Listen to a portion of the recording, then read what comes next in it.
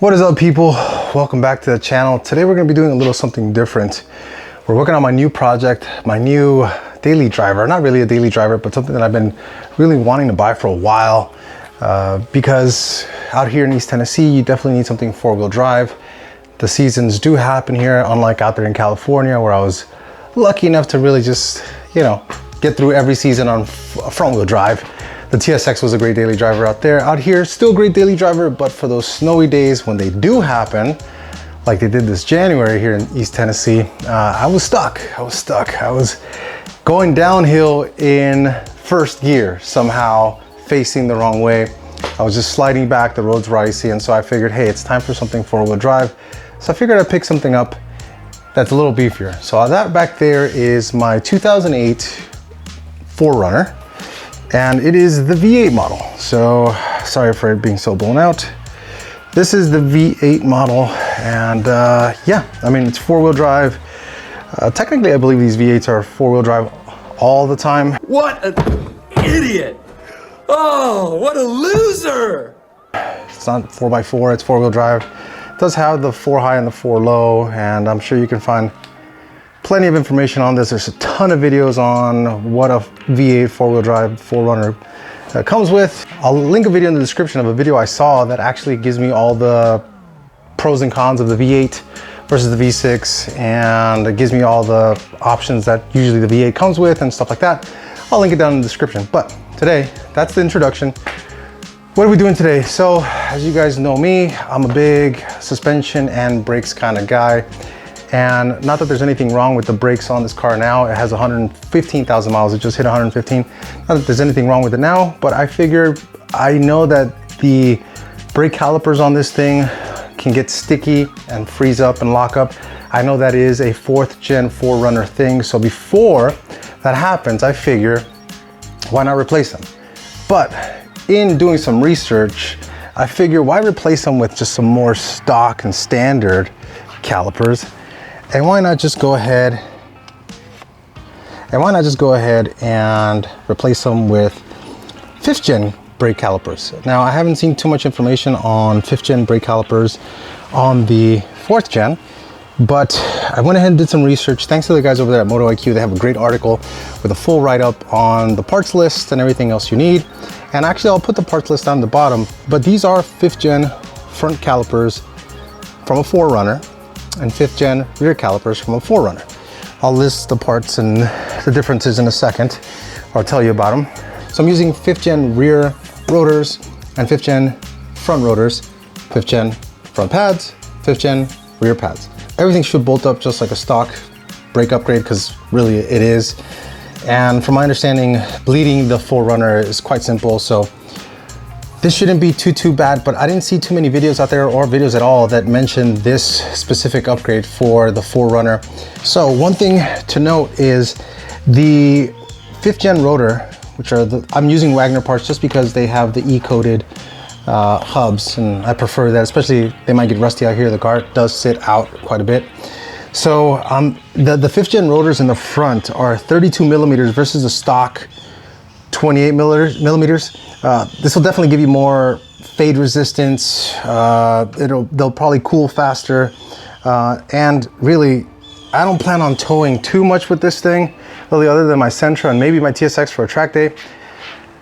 Should be more than sufficient. I don't see anybody having issues with the 5th gen calipers at all. I really don't see that. It's just the 4th gens. But if I can give it bigger or more braking capacity, I figure why not. Another one of the positives here, going from the 4th gen to the 5th gen, is the 5th gen, if I'm not mistaken, the 5th gen actually have 45 millimeter pistons inside the caliper itself, which are larger by 3 millimeters versus the 4th gen. The 4th gen has 42 millimeter pistons inside, and which is really just going to give you more hydraulic clamping force. Again, these are not known to get stuck or rust out or have any sticking problems like the 4th gen's one or the 4th gen ones. So great upgrade there as well. Interesting thing to note is the 4th gen and 5th gen front brake pad is the same size. It's actually pretty identical. That is actually the rear one. This is the front one here. It's an identical sized pad. I'll compare them when I pull the ones off of this. And Toyota, again, they try to, if it works, why change it, why fix it? So I'll go ahead and take the front wheels off. I'll do the fronts first and the rears. The good thing is I can go ahead and bleed the fronts with the wheels off, of course. The rears I can access through the back. There's plenty of space under the car for me to get there and bleed them with the wheels down, but I will replace those as well. So what I'm gonna do now is I'm gonna wash these. They do come with that residual oil that they come so they won't rust in the packaging. Here's the stock brakes. Everything looks fine to me. I'll go ahead and break this one loose, take it off, and show you what this one looks like. Well, compared to the new ones. And I did tell you there's a 3mm difference in the piston itself, so that's really the important thing here. And getting rid of any flaw that these may have had in the front or in the rear that caused them to stick. I had to stop because I was tightening this hard line here. This goes to the brake line itself and it turns left and right. As I was putting it into this Rock Auto supplied remand caliper, I was turning and turning and turning, and unfortunately it wasn't tightening any at all. So as I realized, the threads inside the hole are actually stripped on this remand caliper from Rock Auto. The unfortunate part is I had already prepped it with paint so they can all match. So thanks to Advanced Auto Parts, I was able to go ahead and get the correct caliper with the non-stripped holes, so I can go back to working. Hopefully this won't put me too far behind. I want to get this done before the sun goes down. But we're gonna go ahead and keep working. One eternity later. All right, so after about a week of driving on the new setup, and the whole fiasco of that strip brake line of the caliper that I got from Rock Auto, everything is good, everything has gone great. The rear parking brake I adjusted, everything. I did go back